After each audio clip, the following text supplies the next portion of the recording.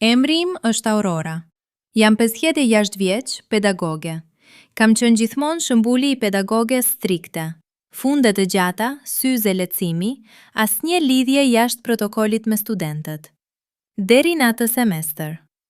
Studentët e mi ishin të vitit të tretë të mbushur me entuziazëm dhe naivitet, por mes tyre ishte ai, Gregori. 42 vjeç, sytë më të gjelbër që kam parë ndonjëherë dhe një buzëqeshje që të bënte të haroje se ishe mësuesja e tij. Filoi i padëmshëm. Qëndronte pas ligjëratave për të bërë pyetje që s'kishin lidhje me lëndën. Si e keni ditën, zonja Aurora? A ju pëlqen ky parfum? I thosha të largohej, por zëri im nuk ishte aq i fortë sa doja. Pastaj erdhi mesazhi i parë në Messenger. Zonja Aurora, më ndihmoni për ese? Do të doja të takoheshim jashtë universitetit. Refuzova, por ai nuk u dorëzua. Dhe unë nuk e blokova. Pse? Sepse për herë të parë pas 5 vjet beqari, dikush më shihte jo vetëm si pedagoge, por si grua. Takimi i parë për ese u zhvillua në një kafene larg universitetit. Ai erdhi me laptop, por nuk e hapi asnjëherë. Folëm për orë të tëra, për libra që donim të shkruanim, për frikën tonë, për natët e gjata pa gjumë. Kur dola nga kafenea, diçka brenda meje kishte ndryshuar.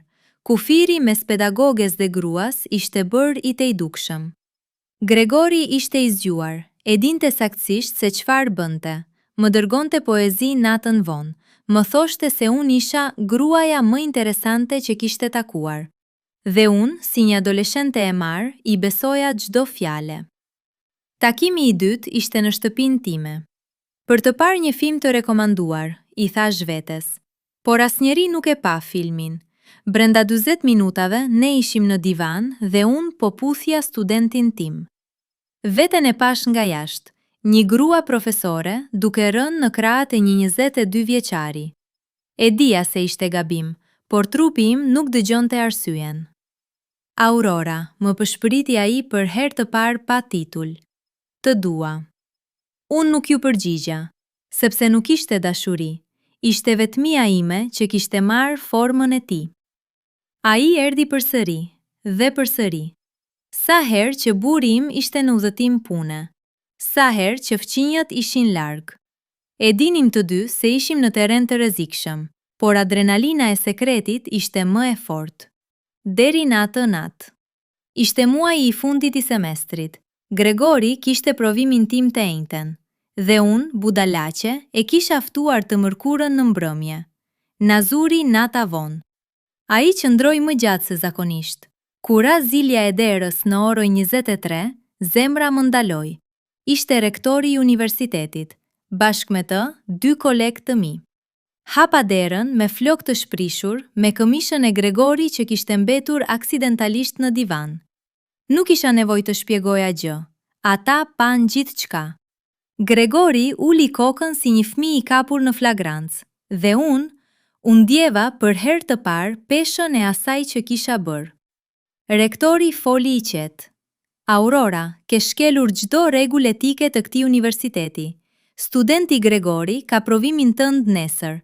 Kjo quhet shantazh i mundshëm, favorizim, abuzim pushteti. Nuk ka rëndësi nëse ke përdorur apo jo pushtetin.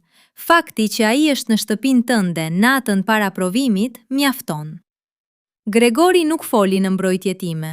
Ai tha vetëm, unë nuk e detyrova, ajo më ftoi. Dhe ato fjalë më ranë si shuplak, sepse ishin të vërteta. Unë e kisha ftuar, unë e kisha lejuar. Unë isha pedagogja, unë isha përgjegjëse. Komisioni disiplinor u mblodh pas 3 ditësh, mori dëshminë time dhe të Gregori. Ai u shpali pafajshëm, ishte student, unë isha në pozitë fuqie. Vendimi, shkarkimi menjëhershëm, ndalim për të dhënë mësim në çdo institucion publik për 3 vjet. Dhe një letër në dosjen time që do më ndite kudo. Shkelje etike e rënd, marrëdhënie me student. Burim më la po atë javë. Nuk është tradhtia, tha, është idiotësia. Si mund të rrezikosh gjithçka për një fëmijë? Gregori nuk më shkroi më kur. E dija pse. Ai ishte i lirë. Unë isha e vdekur profesionale. 3 vjet më vonë, sot, punoj në një librari të vogël. Njerëzit nuk më njohin më si profesoresh, më njohin si zonja e librarisë. Kur vin ish studentët e mi, ul kokën. Ata nuk më përshëndesin. E din historinë, e din gabimin tim. Gregori u diplomua, e mori provimin tim me një pedagoge tjetër, mori 10. Sot punon në një firmë të huaj, martuar, 2 fëmijë. Nuk e kam takuar më. Por ka net që zgjohem duke kujtuar atë natë kur hapa derën dhe pash fytyrën e rektorit. Atë natë ku kuptova se nuk isha viktime e rrethanave, isha viktim e egoizmit tim. Sepse një pedagoge nuk ka të drejtë të bie në dashuri me studentin. Jo sepse dashuria është e keqe, por sepse pushteti nuk lejon barazi. Dhe pa barazi nuk ka pëlqim të lirë. Ka vetëm një person që shfrytëzon dhe një tjetër që nuk di të thotë jo. Unë e thash po. E përkëdhela atë po. E fsheha atë po, derisa u bë shumë vonë. Ky është gabimi im, dhe nëse kjo histori shërben për diçka, le t'u kujtoj çdo pedagogu që e lexon. Mos e bëni. Sepse ai moment ngrohtësie në divan paguhet me vite të tëra ftohtësie jashtë. Unë ende po paguaj dhe do vazhdoj të paguaj. Jo për dashurinë që nuk ishte, por për kufirin që zgjodha ta shkel. Por sot, pas 3 vitesh, ndodhi diçka që nuk e prita. Një pasdite të ftohtë dimri, ndërsa rendja librat në raft, zilja e dyqanit tjeri. Hyri një burr i veshur me palto të zezë me një tuftë rëndafilash të bardhë në dorë. Nuk e njoha në fillim. Flokët i kishte raluar, fytyra më e rënduar. Ishte Gregori.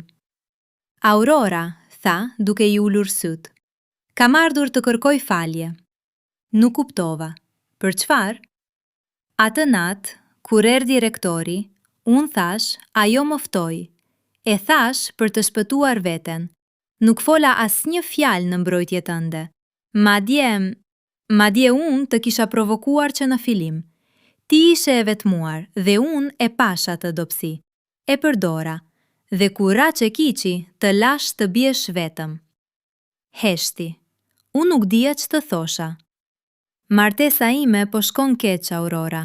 Jo për fajin e gruasime, por sepse unë kam jetuar 3 vjet duke ditur se shkatërova dikë. Jo ti mua, unë ty. Dhe sot vendosa të vi. Jo të kërkoj falje për atë që bëm së bashku, por për atë që nuk bëra, të qëndroja pranë teje kur të gjykuan. Vendosi lulet në banak dhe doli.